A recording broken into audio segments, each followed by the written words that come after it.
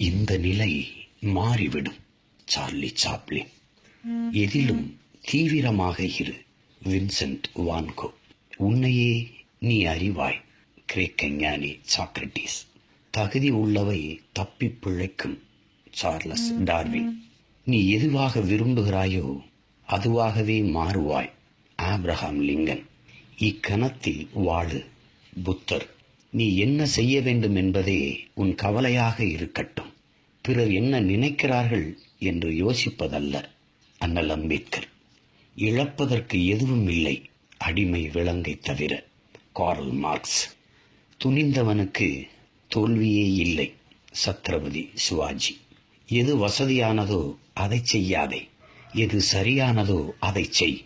சீன ஞானி கன்ஃபூசியஸ். எதையுமே காதலுடன் செய், வெற்றி நிச்சயம்.